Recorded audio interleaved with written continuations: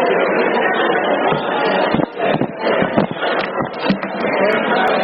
welcome everybody. We're 8:30. I got a couple announcements before we get started here. My name's Ron. I'm an alcoholic. Welcome. This is our annual Women's Month. We have all women speakers all month long. For the month of September, it's 5 of them. Everyone is just as good or better than the next one, and that's how we do that on September. It's a pretty eventful thing for us. We had a workshop scheduled. I think it was for this week or something like that. The logistics didn't work out. It's got postponed, so I don't know. So the important way to follow our group, we have a Facebook page, the Conscious Contact Speaker Group of Doylestown, and updates get posted in there. We also have a website.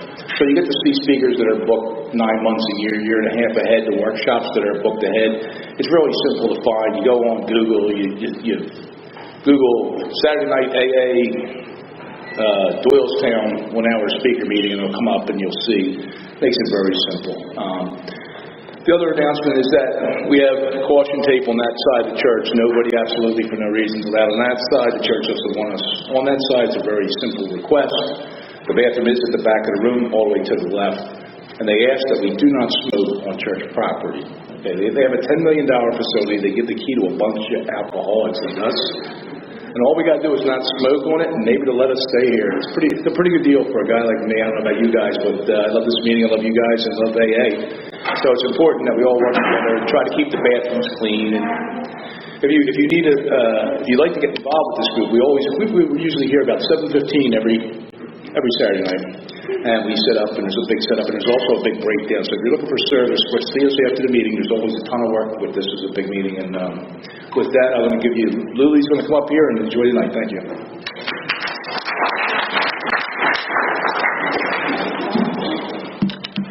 Hello, my name is Lily, and I'm an alcoholic. Set this up, right? So, welcome everybody to the Conscious Contact Speaker Group of Alcoholics Anonymous. This is a 1 hour speaker meeting that meets here every Saturday evening at St. Paul's Lutheran Church, and it's at 301 North Main Street, here at 8:30 p.m. in Doylestown. The purpose of the group is to provide a consistent message of hope and recovery through God-reliance and service to others through the practice and teaching of the 12 steps. We record all speakers so that others may benefit from their message of recovery. If you wish not to be recorded, just simply ask. So this is an open meeting of Alcoholics Anonymous, and the group would like to welcome everyone, especially newcomers. Is there anyone new or from out of town that would like to introduce him or herself with their first name only? Please raise your hand. Yes. Hey, Dylan, welcome. Hi, Sonny, welcome. Yes, sir. Hi, Rick, welcome. Yes. Hey, Cheryl, welcome. Yes. Hey, Jack, welcome. Hey, Matt. Hey, Chip, welcome. Anybody else? Okay, all right. So the Conscious Contact Speaker Group also encourages sponsorship. Is there anyone with working knowledge of the 12 steps and willing to sponsor? Please raise your hand. Great. So if you don't have a sponsor, please hook up with one of these folks after the meeting. Does anyone have any announcements for the good of AA? No? Yes? No? Okay. So we have meeting lists and big books on easy terms. Please see me or any home group member after the meeting. If you can't afford a big book, the Conscious Contact Speaker Group will give you one free of charge. Anyone willing to make donations for the purchase of big books and CDs to help those who can't afford them, please put your donations back on that buffet table in that jar. It's marked big book and CD donations. If you'd like a CD of any speaker in the past or present, please see Ron after the meeting. There's a wide assortment of them, and they're available free of charge and great to listen to. And I have asked Carol to come up and read the AA Preamble.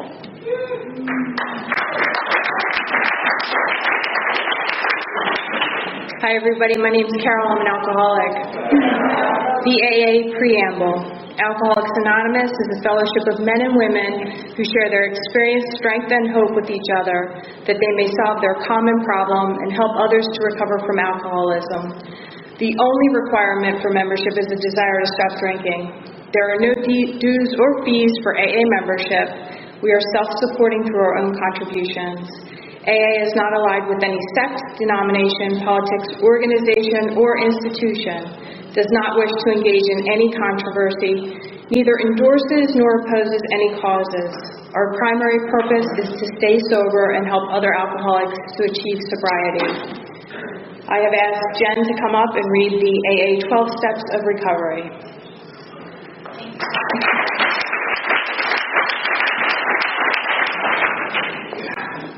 Hi, I'm Jen. I'm an alcoholic. The 12 Steps of Recovery. 1, we admitted we were powerless over alcohol, that our lives had become unmanageable. 2, came to believe that a power greater than ourselves could restore us to sanity. 3, made a decision to turn our will and our lives over to the care of God as we understood Him. 4, made a searching and fearless moral inventory of ourselves. 5, admitted to God, to ourselves, and to another human being the exact nature of our wrongs. 6, we're entirely ready to have God remove all these defects of character. 7, humbly asked Him to remove our shortcomings. 8, made a list of all persons we had harmed and became willing to make amends to them all. 9, made direct amends to such people wherever possible, except when to do so would injure them or others. 10, continued to take personal inventory, and when we were wrong, promptly admitted it. 11, sought through prayer and meditation to improve our conscious contact with God as we understood Him, praying only for knowledge of His will for us and the power to carry that out. 12, having had a spiritual awakening as a result of these steps, we try to carry this message to alcoholics and to practice these principles in all of our affairs.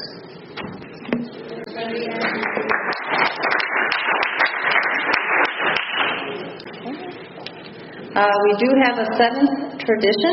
Every AA group ought to be fully self-supporting, declining outside contributions.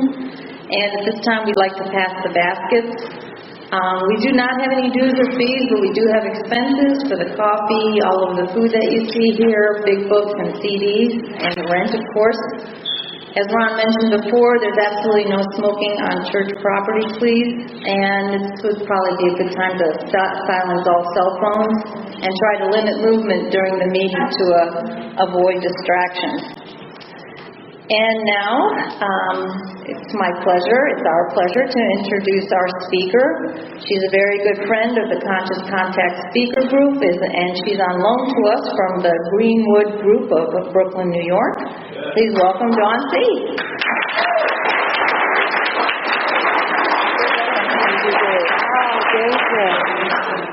Good evening, everyone.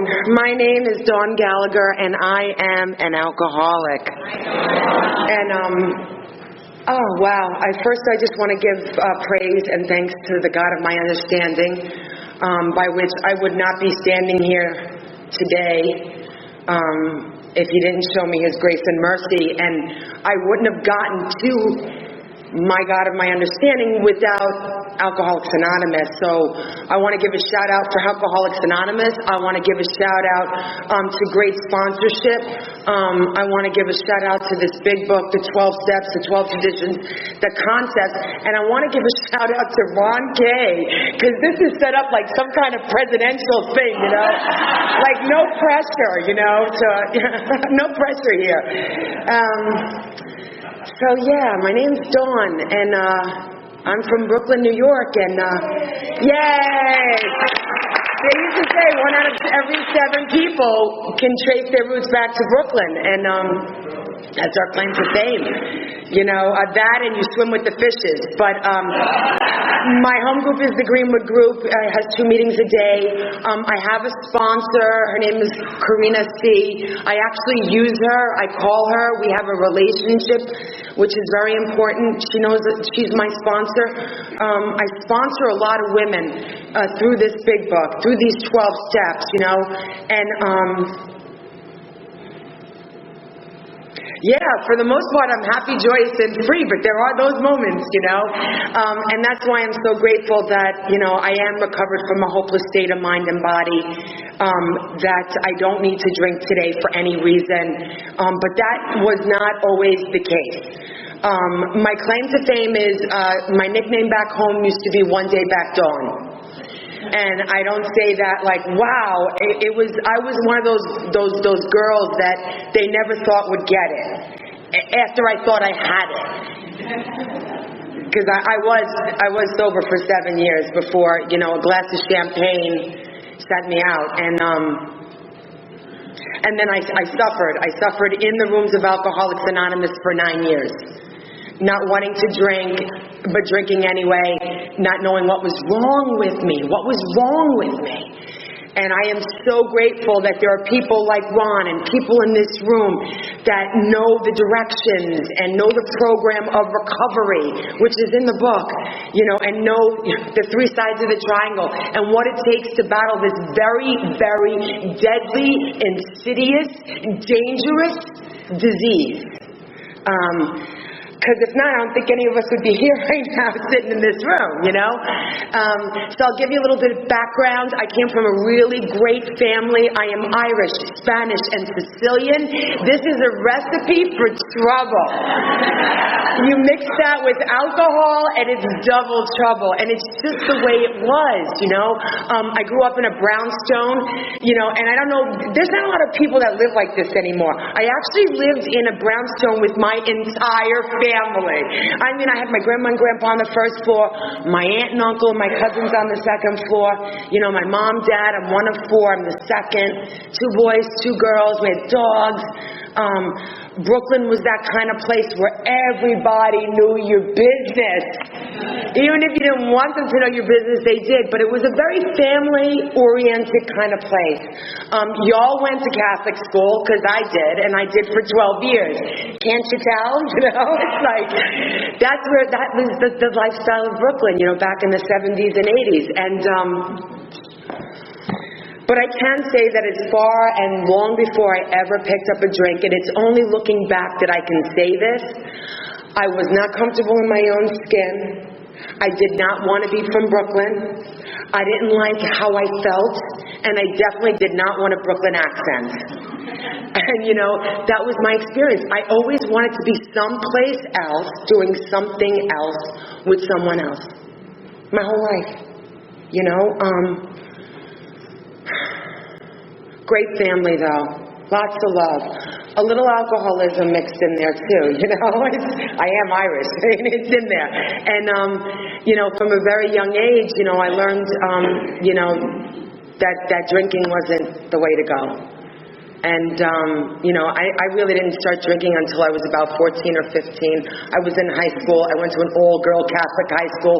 That alone should be a reason to drink, with nuns. There were no men in that building. And, it started out harmlessly, but I can remember, going to the promenade. There's the Twin Towers. I'm with my homegirls. I got a beatbox, right? I got the blue eyeshadow on. And we're cracking open Heinekens with our teeth. Why? I don't know, that's what we did. And I can honestly say I love the effect produced by alcohol, And it was usually a couple and some other substances, but when I got home, mind you, I had to get to the 3rd floor. That's like, get past my grandmother and grandfather, get past my aunt and uncle. I mean, it wasn't an easy thing, and I do say that because of the way I was raised, my drinking did not take off as quickly as it should have or could have. And so I fixed that. By the time I'm 17, I'm in college, and I'm away. And that's where I discovered, sex, booze, and rock and roll. I was drawn from Brooklyn. What did I know of anything? Ironically enough, I was a good student. I was a 3.95 student studying political science.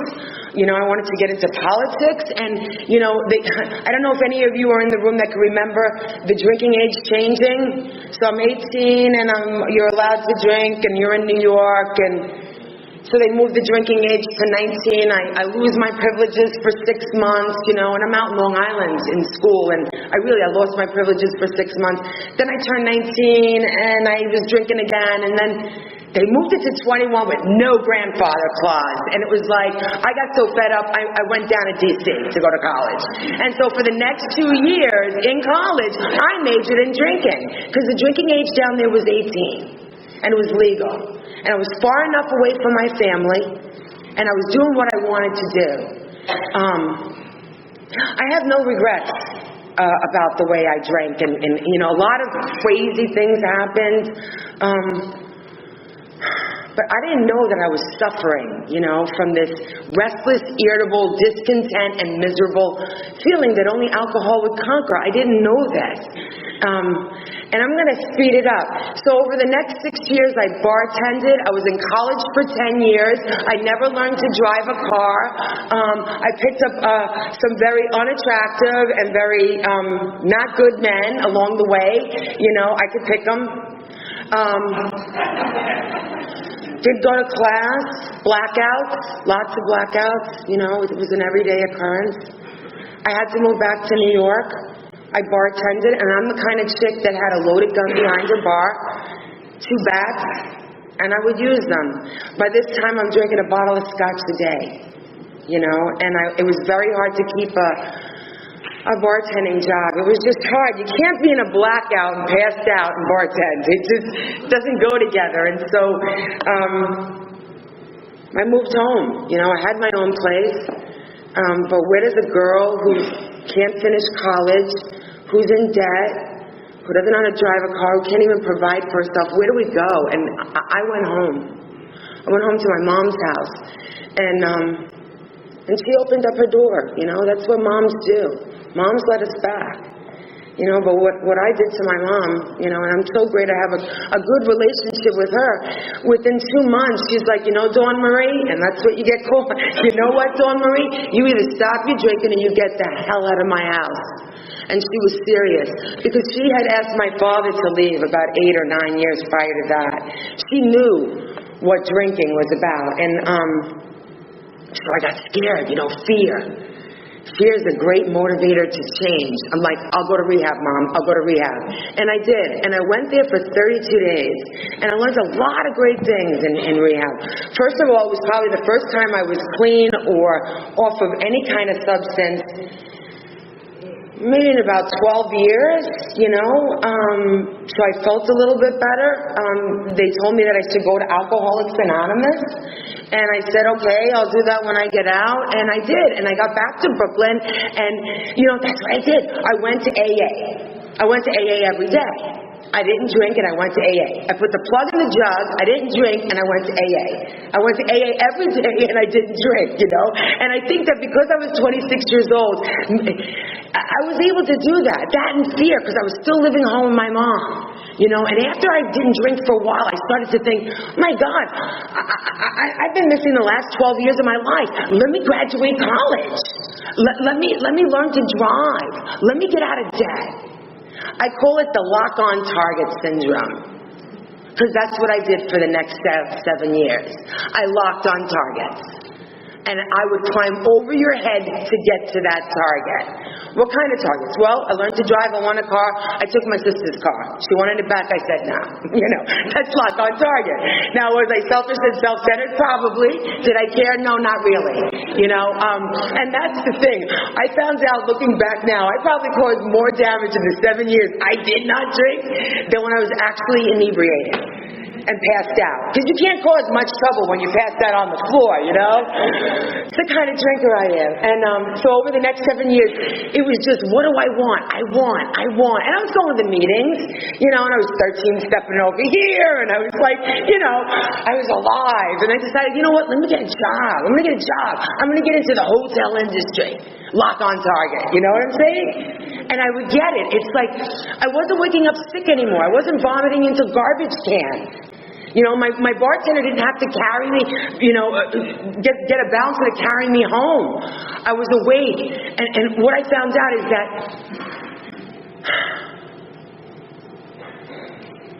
it worked for me not drinking. Because things, I started accumulating a lot of things. By the time I was 4.5 years sober, now mind you, never went through these steps. Who even knew there were steps? Look, yeah, I'm powerless over alcohol, I'm Irish, and I can't hold my liquor. I get it. And my life is unmanageable because I drank. So I thought. And then I jumped down to 12, having had a spiritual awakening, because I thought I felt good.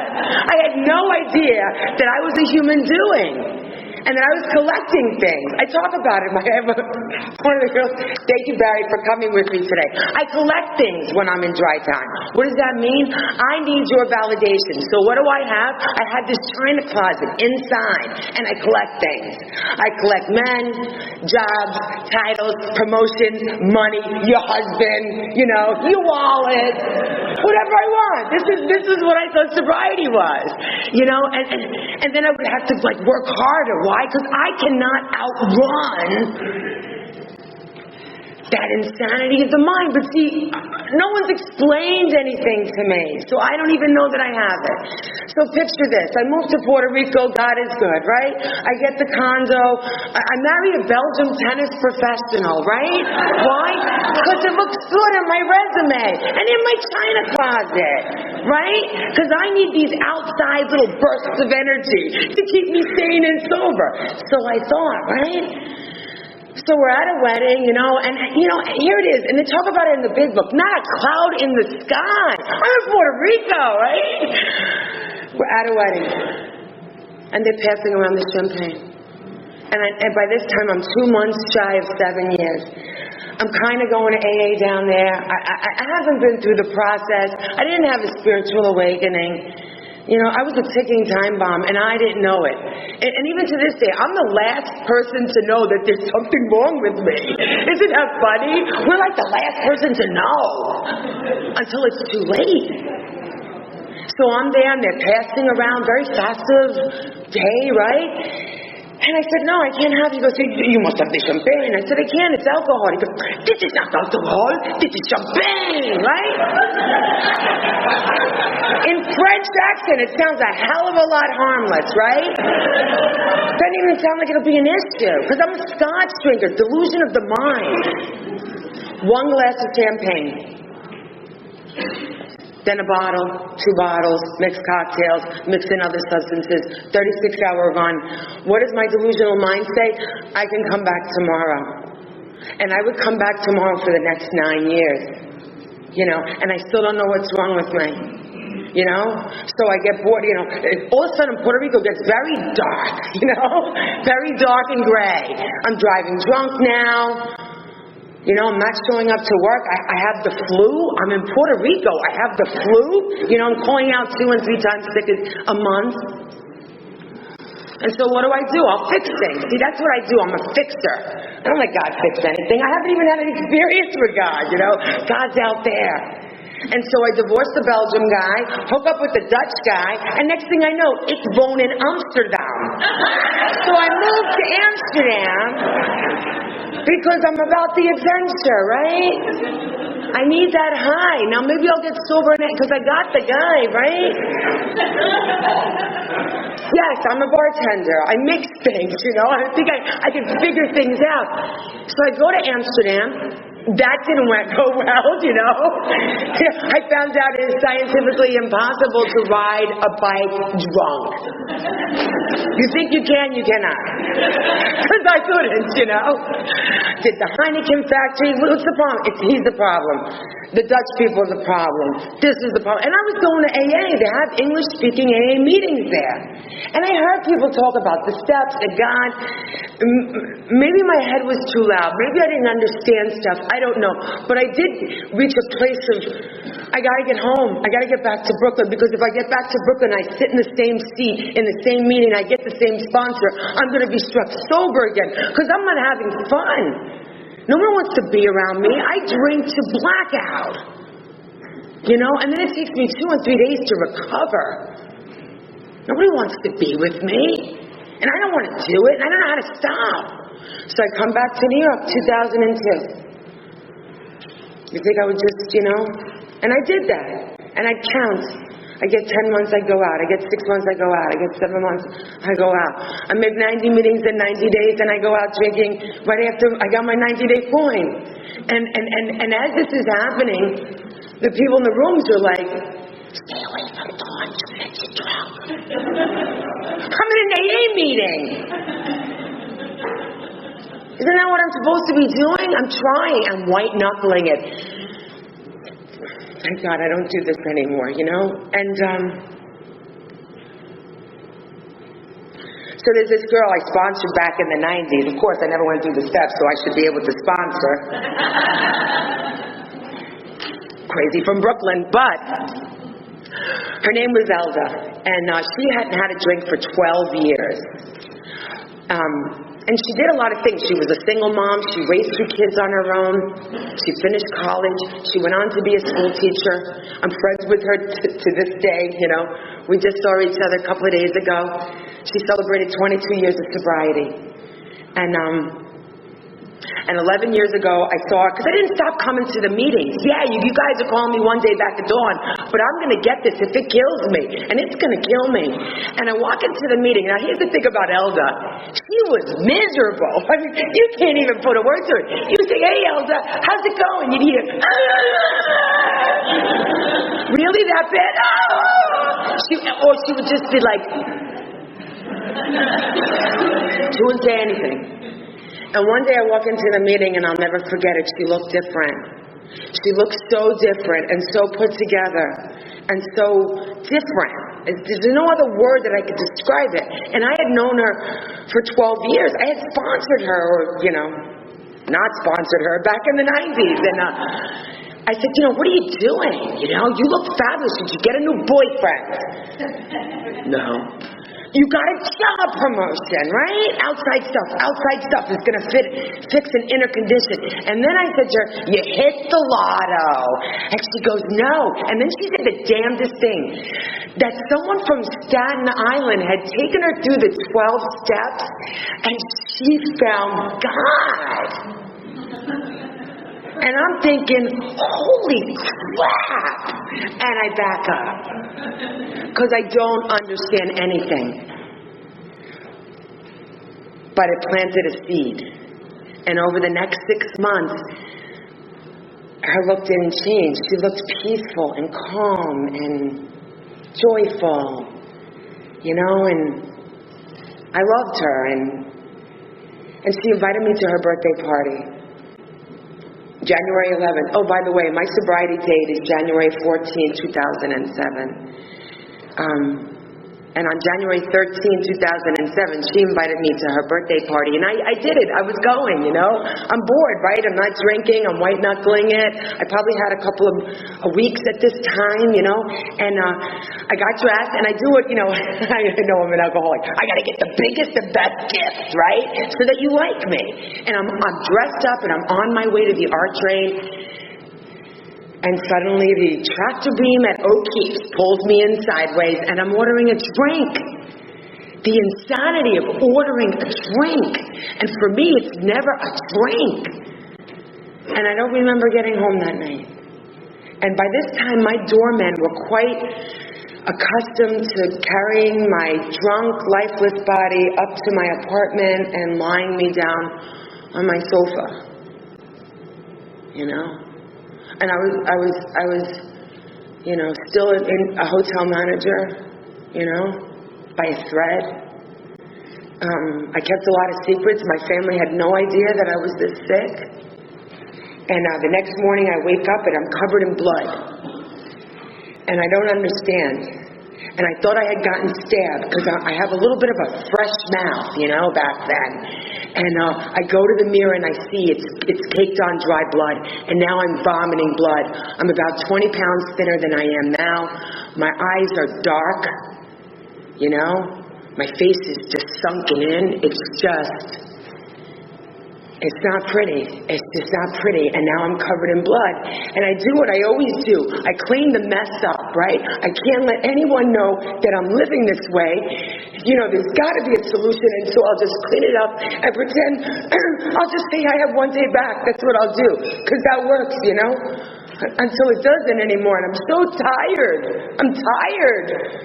How do you stop it? And that's when God entered my life. And he had never left. He didn't leave. But he made his presence known because the phone rang.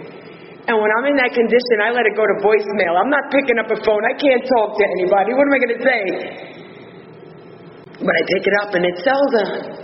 And she asked me 2 questions. She said, "Are you okay?" And I said, "I think I'm dying." And then she said, "Can I help you?" And I said, "Please, make it stop. Make it stop."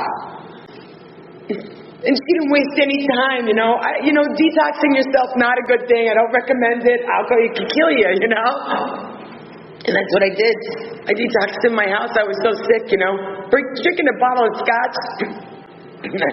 No wonder why I was throwing up blood, but she came over, she nursed me back to health, she got a big book, she brought over a new big book, and she goes, I'm gonna teach you, are you willing? Are you willing to go to any lengths for victory over alcohol? Yes. Have you surrendered to your innermost self that you're alcoholic? Yes. Do you suffer from a restless, are you restless, irritable, and discontent? I'm like, I don't feel good. Am I suffering from a sickness that I can't even stop? And so she got the book, and you know what she asked me? She asked me that first time, and I'll never forget it. She said, "Do you know what your problem is?" And I'm like, and when you get better a couple of days, and the ego comes back, it just does, I don't like being told, and I don't like people to know that I don't know. I don't like, to this day, I don't like that I don't know, And she said, "Do you know what you're suffering from? Do you know what your problem is?" And I said, "Yeah, I drink too much." And she said, "That is not your problem." I'm like, "Really? What is my problem?" She goes, "You're selfish and you're self-centered." And I said, "That's impossible. I'm in hospitality." I really thought, right? I really thought because I was in hotel management that I was nice and kind and sweet and thoughtful and, "Hi, how can I help you?" That big smile, And she said, "You've never done anything for anybody else without having expectations of getting something in return. Either that's a pat on the back, outside validation, or my favorite, you'll owe me." She knocked the wind right out of me. You'll owe me. And then she took this book, and this is the same book, It's kind of shredded now, but, I didn't even know what the 3 sides of the triangle. I had no idea, And we went page by page. We started with the preface, but the most amazing thing, and before we even started, she said, "Can you lay aside everything you think you know about Alcoholics Anonymous?" Again, attacking the ego. Because I had been in AA since 1991. I mean, some of the information I had might have been useful, right? She goes, "Look at your track record." Get a little it kind of sags. Sorry, don't. I'm sagging, people. I'm sagging. You gotta love Ron. And she said, "Can you lay aside everything you think you know? Can you pretend like you never came to Alcoholics Anonymous? Can you pretend you know nothing about the big book or the steps? Can you just, for a split second, just pretend you know nothing so that you can have an open mind and a new experience with what we are about to do?" And for some reason I could do that because it made sense, And in fact, before I came up here, I sat there and I did my lay-aside, my set-aside prayer. I don't know what I say when I come up here. My number one priority is to trust my God, clean house, and help other people. And maybe if I could help one person that's relapsing and going through the same misery and pain that I went through since 1991, then I did my job. And the one thing I was in a little bit of disbelief, but she still looked good, She was recovered. She had had a spiritual experience as a result of going through this work. Right then and there, on my knees, I said to her, to God, if this information and what I'm about to do really, really works, like if this 12-step program and the 3 sides of the triangle, and maybe I don't know everything that I think I know, if all this stuff really, really works, when I actually take action, I will not shut up about it. And that's my claim to fame. I don't shut up about it, you know? And back when I got sober, the big book wasn't that popular in Brooklyn, you know? But that's okay, because it really worked, you know? And we went page by page, you know? How many thousands of men and women have recovered from alcoholism, you know? And that's the main purpose of this book. And that this basic text has not been changed in all these years. And that what I'm suffering from is a hopeless state of mind and body. My mind will always try to kill me. My mind will tell me it's okay to have 1 glass of champagne. And we know how that experiment went. But I will be unable to recall with sufficient force the suffering and humiliation and degradation of a day, a week, or a month ago. I am without mental defense against the first drink, you know, and this is all the stuff. Over the next couple of months, we went page by page. We went into the doctor's opinion. I don't know if you've ever read the doctor's opinion, but according to some doctors, us alcoholics, not only are we in a class and an entity all to ourselves, we're doomed, you know? Sounds great, you know? And then he even said that we needed moral psychology. We needed something to shift inside, not outside. And that made sense to me, because nothing I had ever done on the outside, from the minute I got sober in 1991 to the time I picked up in 1997, fixed me. Nothing fixed me. I can't fix me. We went through the steps, that powerless, mental obsession, right? I don't want to do it, I don't want to do it, my deepest desire not to drink, not good enough to keep me sober. Not even today, not good enough. Unmanageability? My life's unmanageable when I'm not drinking. That's why I need this program of recovery. And I didn't know how unmanageable my life was until I actually went through the work. You know, and then we went through Bill's story, you know, and turning statements into questions. I didn't understand that, you know. That year that I got sober, a lot of things were happening in my life just besides me showing up to our house once a week, and then twice a week we'd go to Staten Island for solution-based meetings. We went to Common Solution. People used to call it Common Delusion. That place saved my life. You know, there were people talking the language of love. They were talking about God. They weren't afraid to say God, you know. My father was dying of cancer, and my grandmother was 95 years old. And I knew that at the end of the year, even though I might celebrate 1 year, my life was going to look very different, and I did not want to drink. So whatever she told me to do, I did. We started with the 1-minute meditation. And of course, me with my arrogance, 1 minute? Well, why don't you do 5 or 10, you know? Try shutting down a chattering mind for 1 minute. Now, I could shut it down for 20 minutes. But in the beginning, it was like just following directions, you know? And praying. She had me say prayers right off the bat. I didn't even know that there was a 3rd step prayer in there. By the time I'm 2 months sober, we're on our knees, you know, we're in how it works, you know. She's explaining things to me, we're on our knees, and then we launched into this, you know, fearless and searching moral inventory, you know, and I was ready, you know, because she said, you're the problem. And I said, I understand that. And we did it. The resentment list, I loved it. I put people down there 20, 30 years ago. Nuns were down there. The IRS was down there.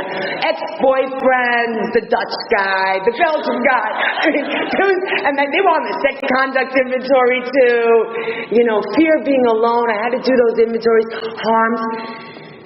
She gave me a timetable. She didn't just say, okay, do your 4th step and then that's it. You know, we went through a timetable. And then the best was when we got to that 4th column, and then everything just, you know, where am I selfish, self-seeking, dishonest, and afraid? You know? And then the fear, afraid of being alone, afraid of not being good enough. You know? Afraid of dying. afraid of being sick. I'm supposed to be building this relationship with this God of my understanding, and I'm fearful. And that's okay. You know, today, when I'm fearful, just sitting quiet. Just sitting quiet and connecting to the power. Lack of power is my problem. If I could have fixed me, I would have done it back in 1991. I don't have that power. And all this stuff, these character defects, they're on top of my God light, you know? I found out it is scientifically impossible to be nasty, condescending, dishonest, unforgiving, belligerent, backstabbing, thoughtless, victim, self-pitying, and say, wow, it's going to be a great day, right? It doesn't go together. I knew nothing. You know, I knew nothing. Please, God, show me truth. Please, God, show me truth. I'll never forget it. So I had done the 4th step, and we get to the 5th step. I'm 5 months sober now. She writes the list of character defects. Selfish, self-seeking, dishonest. I named some of them. I mean, it's a lifestyle being out there, you know. There are principles that I lived my life out there, drinking or not drinking and drive without God. I call them non-God principles. So I found out that I'm backstabbing, belligerent, nasty, condescending, rude, dismissive. One of my favorites, you know, fearful. She gives me this list. And I look at it. And you know, in the 5th step it says, you know, we can look the world in the eye. You know? I didn't feel good. Here were a list of character defects, you know, behaviors that I had practiced for the last 35 years, you know. I hope I was good when I was a little kid, but, you know, and she told me, you know, that's not who you are, that's what you practice. That's not who you are, that's what you practice.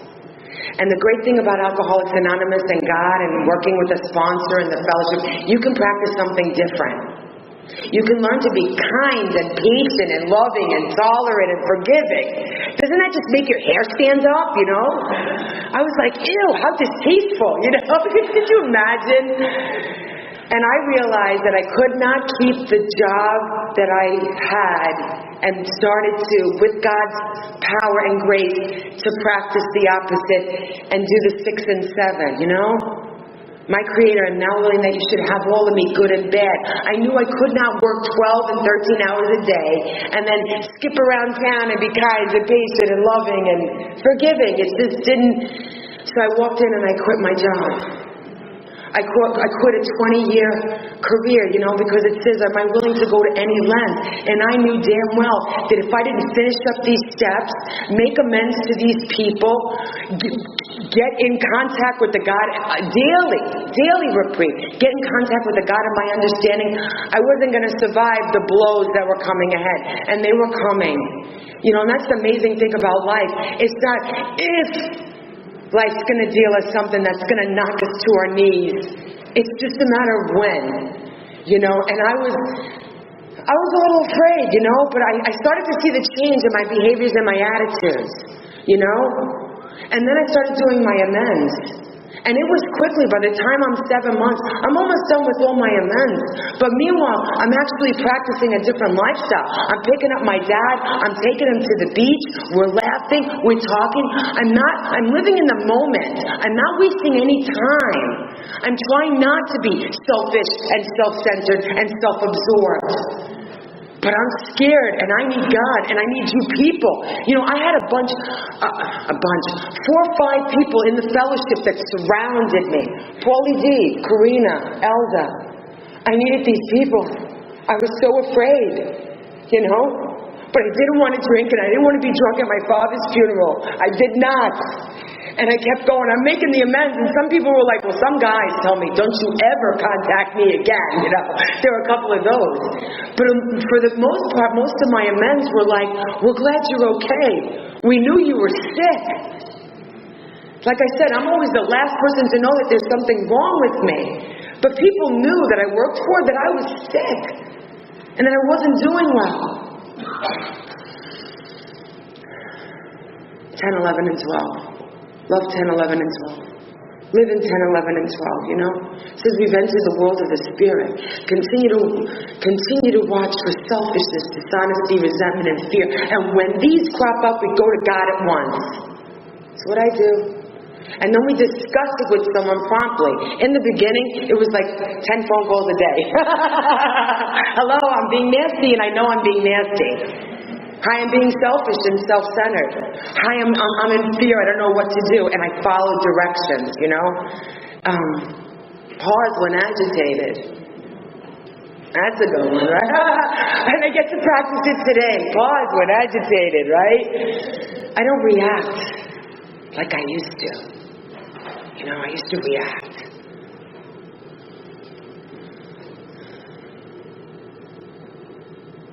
Step 11. You know, who knew that there was a way to live, you know, 24 hours. We're to live in these 24 hours, you know. And even today, I'm guilty of living in next week or being stuck in the past.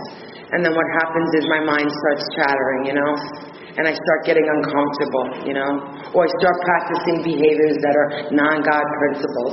And what I love about my God is, you know, He's with me all the time. But when I start practicing non-God principles, I could feel that. I was talking to someone before. I could feel myself shrink. And then the mind starts going, ding, ding, ding, and then I know it's me, right? So we think our troubles are basically of our own making. They arise out of ourselves. And the alcoholic is the extreme example of self-will, run, riot, although I usually don't think so. I must be rid of this selfishness. I must, or it will kill us, right? And I can't do this without God's help. So that step 11 is very important. To this day, I wake up in the morning, I hit my knees. I'm doing some codependency no more stuff now. But I also read my reflections. I always do my 3rd and 7th step prayer. And I usually do them on my knee with my dogs. And then I go downstairs, I get a cup of coffee, and I sit quiet. Usually for about 10 or 20 minutes. You know, when I review my day. And sometimes I make a list. But then I become a human doing again, you know. So I try to keep a list. But there are things, you know. There are things that I need to accomplish. And then at night I review my day, you know. But when I was going through that first year, it was hard. But I was beginning to hear my mind. My mind was starting to quiet down. My soul was starting to quiet down. My daddy got sicker. You know, my grandma got sick. You know, I was able, and this is the grace of God. I was able with my brothers and sisters to hold my father's hand and watch him take his last breath. And it's probably one of the most painful things I have ever been through. But I am still here. And I am sober. And that is nothing short of a miracle. And that's because of the program of recovery, the fellowship, the meetings. My sponsor, God. You know, God. God wants me around, you know. It says in our 12th step, nothing will ensure immunity against drinking as much as intensive work with other alcoholics. It works when everything else fails. Now, I'll wrap myself out. In the first 2 years of my sobriety, I lost so many family members. I lost 4 family members that I couldn't even walk straight. And maybe had I sponsored someone immediately, maybe I would have gotten through things quicker, but I didn't. But by the end of the 2nd year, I started to work with others. And I think that for me, that's when I closed the circle. That's when I was able to do God's work. Sit there with another alcoholic, and I love it. I think, come on, girlies. I go into the meetings looking for you people, by the way. You know, I look for the people with a one day back especially. Hi, a one day back. I'm like, lock on target. I'm locking on different targets these days, you know, because I know that this program works. You know, and it's my responsibility. It was one of those promises I made to God. I'm like, you know what? If the stuff in this book really, really works, I will help as many women as I can, men and women. until it's time for me to join you, until it's time for me to leave. You know, when I look back over the last 10 and a half years, and I got like 5 minutes, I made a lot of mistakes, but I did a lot of good too, you know, and if I did good, it's only testimony that I aligned my will, my thinking, and my actions with God's actions. Not because I am the great I am. I am not. I am a humble servant, you know, and I have an incredible life. But the highlight of my life really has to be being there with my family. I got married in sobriety, you know, boy meets girl on the A campus. You know, too soon, too fast, who knows? You know, we're no longer married, but we're amicable, which is just amazing. And I have a lot of work to do in that area, you know, and I found that I don't even know how to date, you know? How's that? I actually went out and got books because I don't know how to date, you know? I just know that this year has been really tough for me. But I'm here, you know, and one of the biggest things is when I get in self, I help another person. I'm there for other people. I ask for help. I get on my knees and say, please, God, help me. And then I put the action. I found out this is a spiritual program of action. Who knew? You know what I'm saying?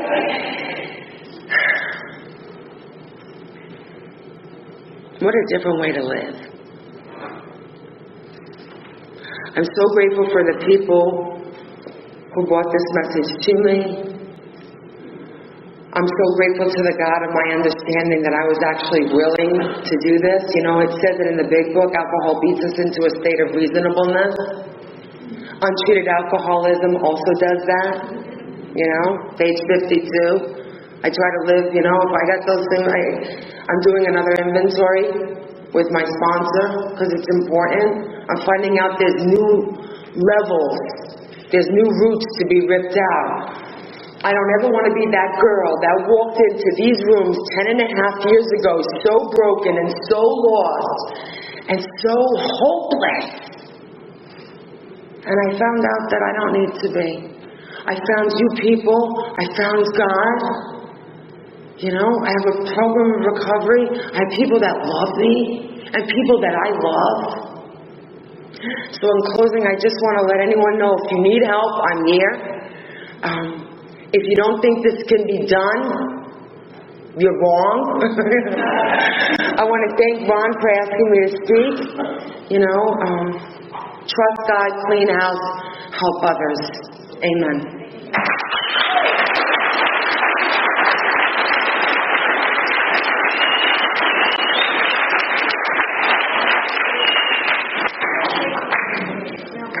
Thank Dawn one more time. Thank you, Dawn. Always a pleasure. We have, I think it's Kerry C. next week, is it? Kerry C. is coming in next week. If you're in town, you're beg, borrow, and steal to get here.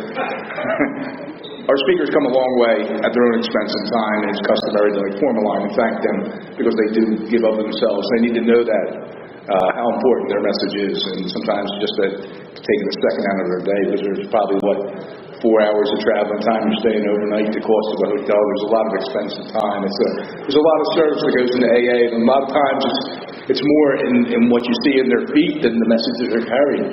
But Dawn carries a powerful message. Anyway, we got a nice way of closing. If you guys are, our sister group is a big book study on Thursday, 7:30 at Salem UCC Church, 186 East Court Street. Come over and see us. We read that big book. We align ourselves with it. Thank you, and we have a nice way of closing.